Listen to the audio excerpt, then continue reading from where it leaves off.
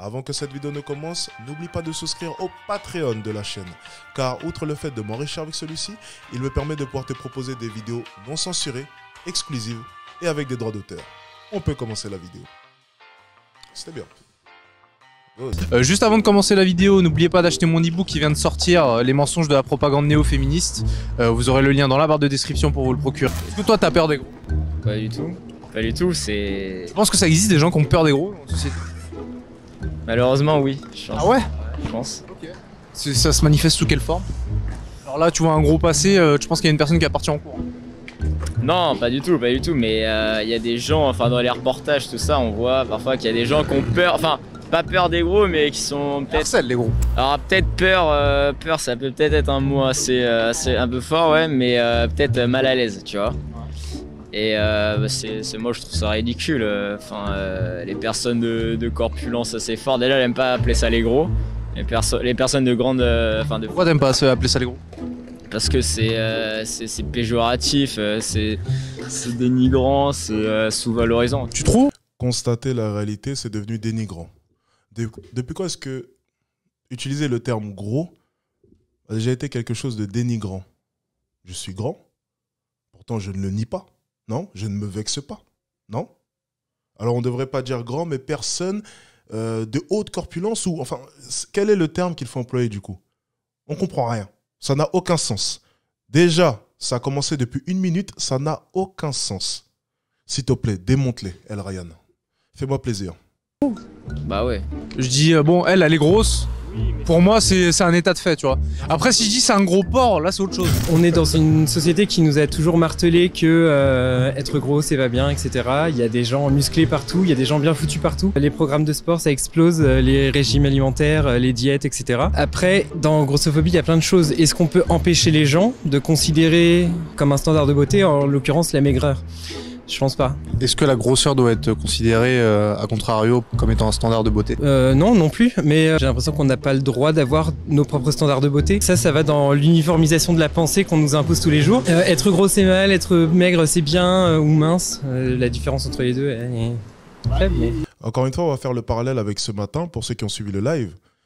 C'est pas la société qui décide de tout cela. Les gens sont persuadés que c'est la société qui nous rabâche, que les maigres c'est mieux. Non, ce n'est pas la société, c'est la nature qui le dit. Si une personne en obésité développe des problèmes de santé, c'est qu'il y a une raison, mon ami. Alors vous pouvez, autant que vous voulez, continuer à essayer de nier la nature, mais la nature finira toujours par vous rattraper. Si les risques de crise cardiaque, si les risques de cholestérol, si les risques de problèmes respiratoires, de tension sont beaucoup plus élevés, plus on engrange les kilos, c'est qu'il y a une raison. Alors lorsque vous essayez de nier la nature, votre combat, vos idéologies perdent leur sens. Tant cela n'a, justement, à juste titre, aucun sens. Il y a une différence quand même. Il y a une différence entre les deux. La maigreur, si on tombe dans l'anorexique, etc., c'est pas ouf. L'obésité, On adore sa réflexion de fin. C'est pas ouf, oui, forcément, l'extrême. c'est trop vu encore comme quelque chose en mode en fait lui il est obèse parce qu'il mange trop, tu vois. Alors pas du tout, genre c'est... Ah, il a les os lourds. Ouais. Il a les os lourds et il prend trop de corticoïdes. Voilà, exactement, il prend Exactement. prot, tu vois ce que je veux dire. Trop de protéines. Mais alors que c'est un phénomène, c'est une maladie quoi à la base. Donc Ah donc maintenant on est gros, mais c'est pas de notre faute. non, obèse, je te parle. On devient obèse, mais c'est pas de notre faute. Ah mais il y en a, c'est pas de leur faute hein. Il y en a, c'est les gènes, il y en a, ils mangent un truc. Ah mais mais gros. Mais ça, tu sais, ça c'est 0,01% des gros. Bah oui. Pas du tout. Par des gros, c'est qu'ils ont une alimentation dégueulasse. Je te parle des obèses. Ah ouais, mais moi aussi je parle des obèses. Mais il y a une différence entre être gros et obèse. Il y a effectivement quelques personnes qui ont, on va dire, une facilité à prendre du poids, c'est normal, on n'a pas les mêmes génétiques, mais les personnes qui prennent vraiment, soi-disant qui ont les os lourds ou qui prennent des corticoïdes ou j'en sais rien, ça représente rien du tout. C'est juste lié à ton mode de vie. Si t'as un gros porc, c'est que globalement, tu manges pas comme il faut, tu bouges pas comme il faut, t'es pas assez actif, tu manges n'importe quoi. En 2013, je pesais 115 kg, je mettais des t-shirts double XL, des pantalons taille 50. Là, je suis à 88 kg pour 1m80, mais j'ai fait, je fais pas mal de salles de sport. Comment tu le vis? C'est pas... Est-ce que tu te sens pas mieux? Beaucoup mieux. Beaucoup mieux parce que la pression psychologique en fait qui nous est mise toute notre vie en tant que gros pour perdre du poids, pour gagner du muscle, pour ressembler à quelque chose. Tout ça, ça pèse énormément, ça pèse. Enfin, c'est pas évident à gérer quand t'es un gamin à l'école, quand t'as du mal à te faire des amis, quand t'es même collégien, lycéen, etc. Pour rencontrer quelqu'un, c'est compliqué, etc. Parce que comme on le disait, il y a des gens qui sont attirés par ça, par ce genre de physique, mais c'est quand même à la marge, c'est assez minoritaire. Donc est-ce que pour vous, par exemple, quand on fait 140 kilos, on peut être tout aussi attirant qu'une personne qui fait 70 kilos, admettons, ou 80 kilos? Oui, bien sûr. Moi, je pense que oui, clairement. Ouais.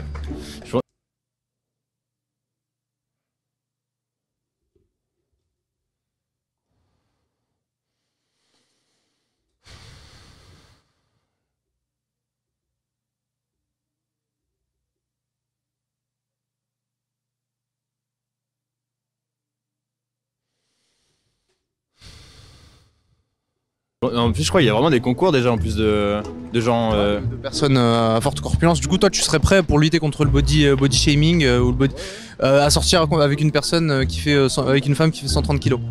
Oui, bien sûr. Bah, si elle est belle, ouais, pourquoi pas. Oui, oui. Ouais, comme il dit, ça dépend des goûts et les couleurs. Et voilà. Si elle est belle à l'intérieur, moi, enfin, techniquement.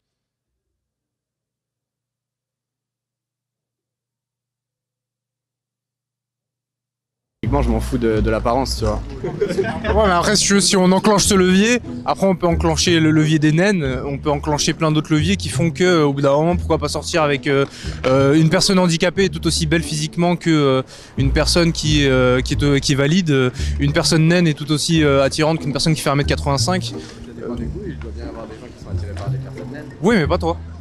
Pas moi, ça tombe sur moi, mais non. Mais il doit y bien y avoir. Et toi par une personne qui est naine, handicapée? Moi non, absolument pas. Moi je te dis cash, non. Mais toi, naine, une personne naine, handicapée, qui fait 150 kilos, tu sortiras avec? Bah si je la vois dès le premier regard, je me dirais non. Mais peut-être si à un moment je la connais, que c'est une belle personne. Belle personne. Je me dis, peut-être. Une photo. Les gens ont un réel problème avec la vérité, je pense. Les gens ont un réel problème avec l'honnêteté. Les gens ont surtout un réel problème avec le regard des gens, justement.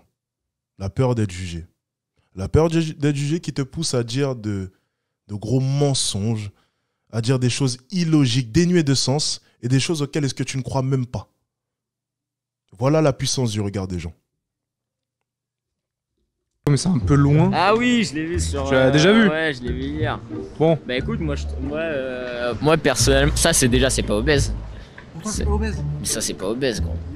Obèse. Tape obèse sur Google.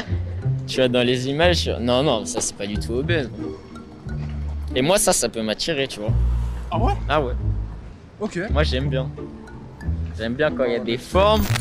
Une femme que tu trouves vraiment magnifique dans l'actualité ou ouais, sur les réseaux, sur Instagram, si tu suis une top modèle ou un truc. Elisabeth Rioux. Bah, admettons, je te mets elle et puis à côté, je te mets Mimi Mati qui fait 150 kilos.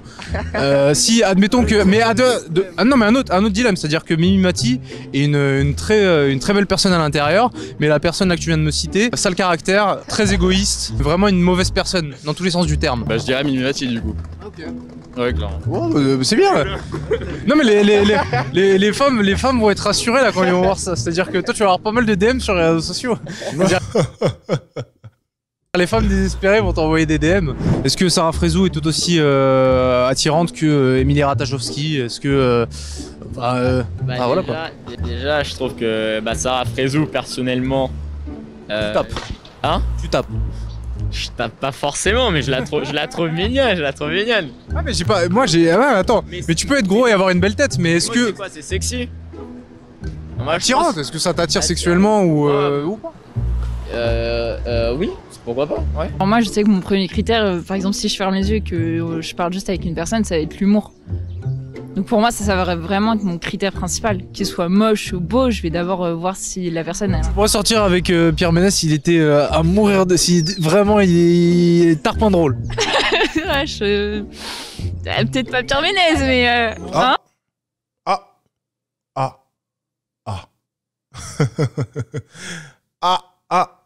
ok. Bon. Tu cherches un mec drôle, mais qui est d'abord beau en premier. Parce qu'en fait, le critère beau, il est Non, coché. mais je veux dire, forcément, on voit la personne. Je veux dire, si tu vois, par exemple, si c'est méchant, mais si je vois quelqu'un qui est super moche, j'ai peut-être pas forcément envie d'aller lui parler, tu vois. D'accord, donc la beauté, c'est subjectif, mais la mocheté, c'est objectif. Ouais. Un mec, mes goûts de mec, physiquement, ça va être, Premier truc que tu regardes chez un mec, à part les fesses, tu vois, mais un truc. même pas. Je suis peut-être la seule, mais je ne regarde pas le cul d'un mec. Ok. Pour la première fois. Première chose que je regarde chez lui, ça va être genre sa coupe de cheveux. Ok. Ouais. Ouais, bon, chacun son truc. Hein.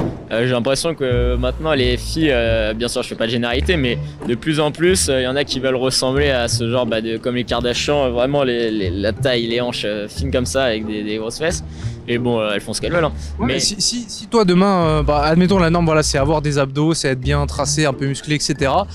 Si tu vois que t'es rejeté par l'ensemble des femmes parce que toi t'as ton gros bidou et que t'es gros, il y a deux solutions face à ce genre de situation. Soit tu vas gueuler, tu vas crier à la grossophobie et tu vas dire voilà, on peut m'accepter tel que je suis avec mes bourrelets.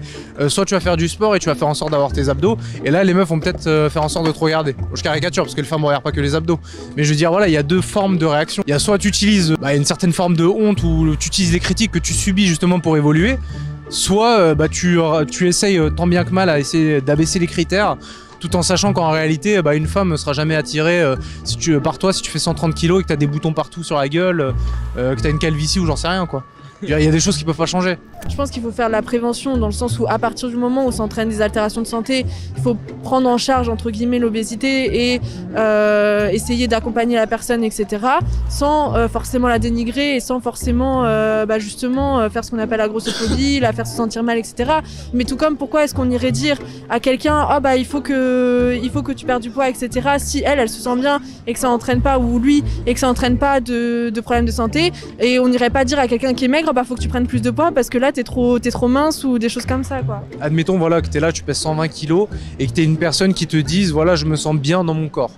Moi personnellement 120 kilos, à moins que tu fasses 2 mètres et que t'aies une ossature et des articulations qui peuvent supporter ça, même si tu me dis que tu te sens bien dans ton corps, moi j'aurais quand même tendance à croire que ton corps serait meilleur avec 20 ou 30 kilos en moins. Je pense que tu le supporterais bien. Et c'est pas le fait de me dire que voilà psychologiquement tu le supportes que déjà de une je vais te croire parce qu'on a tous des complexes, des choses qu'on n'apprécie pas chez nous, etc. Et c'est pas parce qu'on dit voilà j'en ai rien à foutre que c'est la réalité parce que sinon on n'y penserait pas du tout. Si tu t'assumais vraiment comme t'étais, t'aurais pas... C'est exactement ça, c'est pourquoi, enfin, j'adore entendre les remarques des gros qui apparemment s'assument comme ils sont. Mais lorsque tu demandes le nombre de régimes qu'ils ont fait dans leur vie, tout de suite, c'est en contradiction avec leur dire. Donc oui, on peut prétendre s'assumer, mais vous savez, lorsque vous rentrez chez vous, que vous vous regardez dans la glace et que vous êtes seul, les idées ne sont plus forcément les mêmes. Alors faites attention avec tous ces beaux discours de personnes apparemment s'assumant et s'aimant, comme elles sont. Pas besoin de le dire en fait. Si tu veux, j'ai une image en tête, c'est comme si tu avais un footballeur en Ligue 2 qui te disait voilà, je peux être tout aussi performant que Cristiano Ronaldo ou Messi. Tu vois, je veux dire, au bout d'un moment... C'est un rêve, voilà. C'est une utopie. Voilà.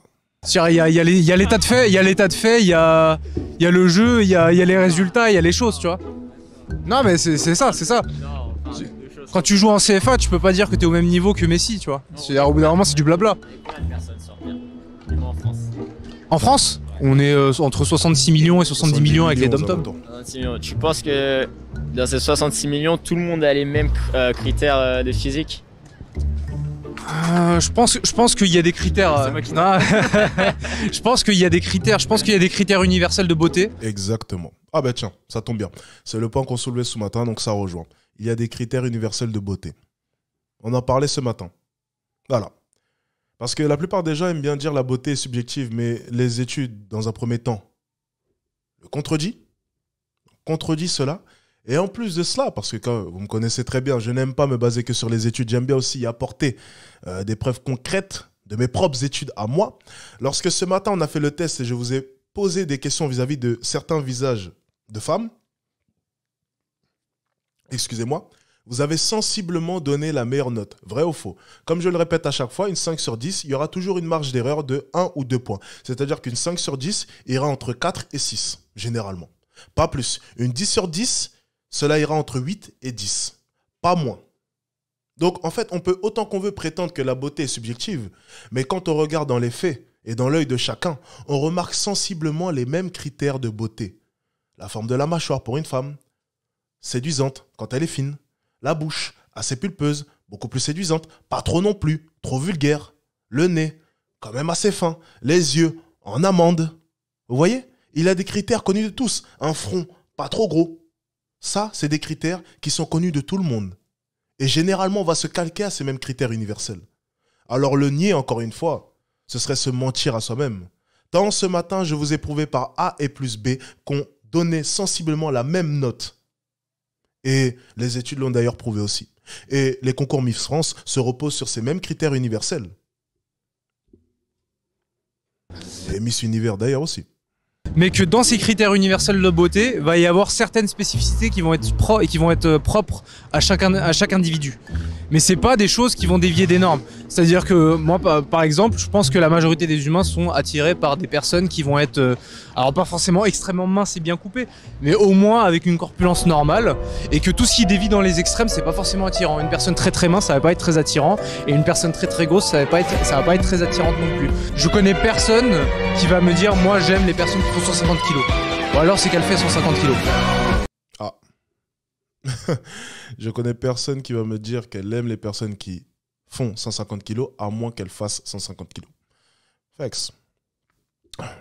Qu'est-ce que vous voulez qu'on rajoute de plus? Tout a été dit. Le problème de la grossophobie. Alors, comme on peut le voir, la caméra a quand même un certain pouvoir, c'est que on a l'impression que dès qu'une caméra s'allume, cela donne lieu à un festival de mensonges, de contradictions et d'hypocrisie.